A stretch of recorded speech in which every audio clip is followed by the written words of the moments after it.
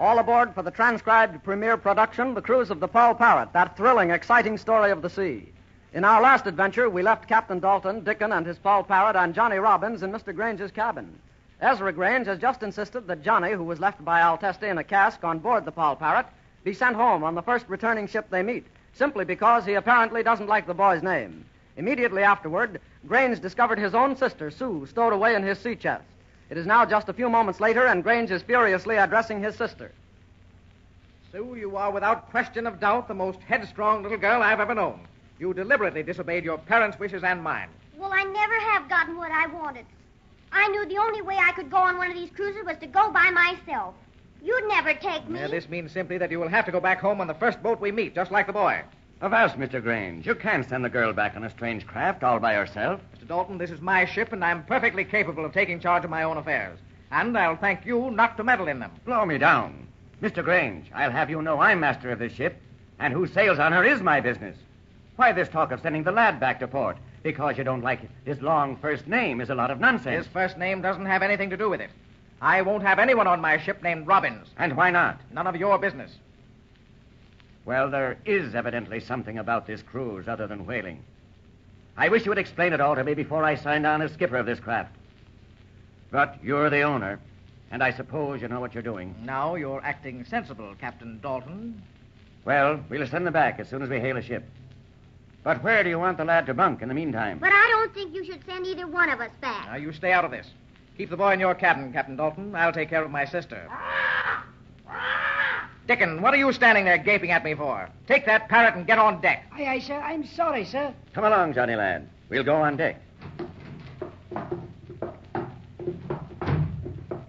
Oh, Captain Dalton, I'm sorry to cause all the trouble, but I do wish Mr. Grange would let me stay. Well, lad, it may be all for the best. But batten down my hatch. I don't understand what he has against your name. Careful, sir. I'll raise the hatch. Blow me down, sir. I'm bloomin' sorry the young'uns can't stay aboard. I'd like the chance to teach 'em the ropes. And I'd sure like to have you teach me, Mr. Dickon. Stow that, mister. Stop. The parrot's right, lad. I'm just plain old Dickon. Well, then, Dickon, maybe you'll at least tell me a few yarns before I have to go back to New Bedford. Oh, that I will, my lad, and you can lay to that. There's Mr. Wainwright. We'll see what luck he's had in scouring the ship for a stowaway. Ahoy there, Mr. Wainwright. Aye, sir. Right there. I feel sorry for that little girl, too. She wants to go along as badly as I do. Well, lad, Sue's like all the Granges. When she wants a thing, she goes after it. Even if it comes to stowing away in her brother's sea chest. I admire her spirit, but I don't know what to think of Mr. Grange. It strikes me he's a peculiar hard man, wanting to ship two young'uns back all by themselves on board a strange ship. Alas, Captain, we've searched the ship from stem to stern, and there's not so much as a footprint to tell us of any stowaway. I'm blowed if I know where anybody could be stown away. It looks like dirty weather ahead to me, Mr. Wainwright. I've some news for you. Mr. Grange has just found his little sister, Sue, stowed away in a sea chest. I'll be hornswoggled. She's a game little one, you can lay to that. That's not all. Mr. Grange insists that both she and the lad be shipped back to New Bedford by the first craft we meet. Johnny be shipped back? Well, now, that's a bloomin' shame. The funny part of it all is Mr. Grange won't have Johnny aboard because his last name is Robbins. Hold, there's more in that than meets the eye.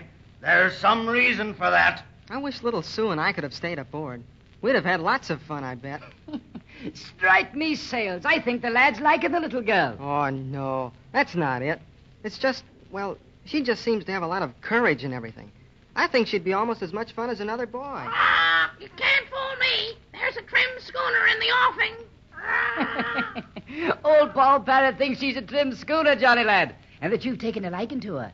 And he's a hard one to fool, matey. Oh, I wish I hadn't said anything. I just meant we'd have a lot of fun learning. Oh, gee. I understand, lad. Well, it's too bad things had to turn out this way. But the winds may change, you never can tell. Meanwhile, Johnny, I'll get all the outfit and clothes you need from the slop chest. And you can bunk in my cabin till we meet a ship. We may hail one before the day's over. I don't like that, Mr. Grange. I think he's awful mean to his sister, not letting her have anything she wants. They're down in his cabin alone now. I wonder what he's saying to her. I bet he's scolding her terribly. What I told you, you couldn't go along, Sue, and I meant it. You'll simply have to learn your lesson. You must go back on the first ship we meet. Well, Ezra, Father'll be a lot angrier with you for sending me back alone than he will with me for running away. What do you mean? Just as Captain Dalton said, it's dangerous to send us back with no friends on a strange ship. I'd be a lot safer on board the Poll Parrot with you to watch out for me. Confound it, Sue. A whaler is no place for you. Why not, Ezra? I won't get in anybody's way. And think of all the fun I'll have. Wow, I'll learn a lot of things about foreign countries and things that I never could find out just by going to school at home. But there's too much danger in whaling. That's just why y'all let me stay. Just think, if one of the men gets hurt, why, I could take care of him. And you know how I nursed you last winter when you were so sick. Well, that's true. Do you think you could help us that way? Of course I could. And lots of skippers take their wives along on their cruises. Now, why couldn't you take your sister? Sue, you're a true Grange. What you want, you'll stay after until you get. Then, can I stay? Well, if you promise to stay out of mischief and always remain here below in bad weather, or when the men are busy on deck cutting in a whale or trying it for oil, you keep out of the way, I'll let you stay. Oh, Ezra, you're a darling. Here, don't hug me so hard. You'll ruin my cravat. Darling. Dash it, Sue, I've had to give in to you, and that's more than I do for any man that works for me. Oh, you're sweet, Ezra. I knew you'd understand if you'd just give me a chance to explain. Ezra, Now what? can't you let the little boy stay, too? Now, look here. If you think you're going to get me to consent to that, too, you'd better change your mind in a hurry, young lady. That's none of your affair. But you really need a cabin boy, and this little boy looks very smart to me. Well, we could use a cabin boy, but not that boy. I won't have anybody on board my ship named Jonathan Robbins. That sounds like a very nice name to me. Johnny Robbins. You don't know anything about this. But his name can't make that much difference. Why, if he'd be a good hand, well, no kind of a name could really matter, Ezra. Wait a minute. What's that paper? Now, mind your manners, Suzanne. Oh. This is my business alone. Now, even though it is the same name, he might not be. And if he is, he might know something that would help me out instead of... We'll think it over, Sue. Oh, Ezra, you are the darlingest brother any little girl ever had. Oh, wait yes, a minute, you wait a minute. are. Don't climb all over me again. All that sweetness won't make up my mind for me. Aw. I make my own decisions. Just a minute till I put this back. Now, that all depends on whether, What's that? Sounds like chopping. It's coming from down under the cabin. On this side of the ship, deep in the hold, I'd say. Maybe the cooper is fixing some cast down there. Well, he wouldn't be doing that at this stage of the voyage. Sue, you run up and tell Captain Dalton to come below immediately. Do you think he might know what it is? I want him to listen. He may be able to find out. Then I want to tell him about you staying, and then we can settle the matter of keeping this Robbins boy. Oh, good. You will let him stay, won't you? Now run on deck, will you? Fetch the captain and stop asking questions. Right away, sir. Captain Dalton. Oh, Captain Dalton. Aye, aye. Who hails me? Here I am, over here by the hatch. Wait for me. It's little Miss Grange, and she looks excited, sir. Shiver me timbers. Heavy seas to starboard, mates. Reef in the top gallantsails. Stow that chatter, Paul. Stow it. Something's in the wind. Blow me down, Miss Sue. Has something happened? Captain Dalton, my brother wants to see you in his cabin right away. Maybe he's taken it into his head to let the skipper know what's going on aboard his own craft. Oh, Captain, he's going to let me stay aboard. He is. Uh-huh. Oh, I'm glad of that. Blow me down, Captain. You were right when you said the little lady was the sort that always got what she wanted. And I think he may let the little boy stay, too. Really? Uh-huh. Oh, that's wonderful. Lash me to a yardarm. But this little one certainly knows how to fix things. And that's why he wanted me below, eh? Well, not only that, but there's a strange noise down in the hold under our cabin, like somebody chopping wood. Blow me down. That will call for looking into. Stand by with a few hands, Mr. Wainwright, to search the hold when I get back on deck for Mr. Grange's cabin. I'll be right back. Aye, aye, sir. I'll fetch them now.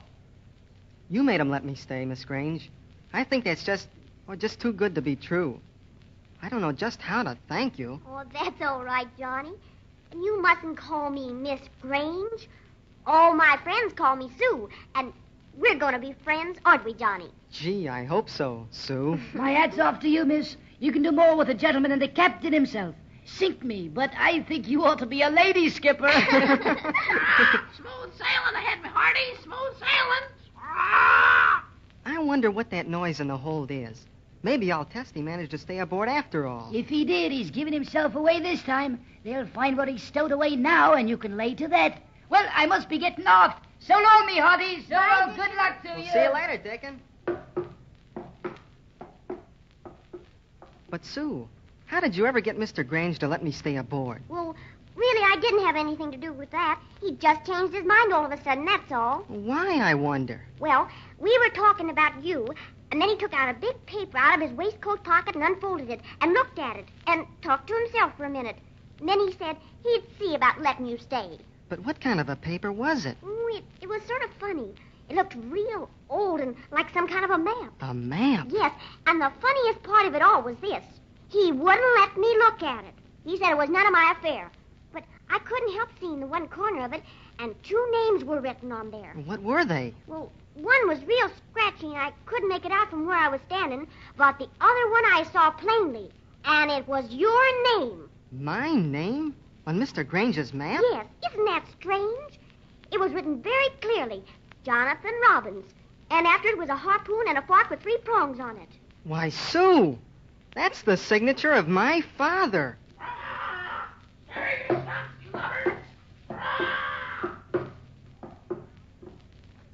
Well, here's something new. What is Ezra Grange doing with a map with Johnny's father's name on it? I wonder if that's the reason Mr. Grange didn't want Johnny aboard at first. But then, why did he change his mind? And what could that chopping noise be down in the hold? Is Testi doing it? And if he is, will he be caught? Now that we know Johnny and Sue are going on the cruise, we can see plenty of excitement ahead. So be sure not to miss even one of these exciting adventures on the cruise of the Poll Parrot. Your Poll Parrot announcer is Dave Ward.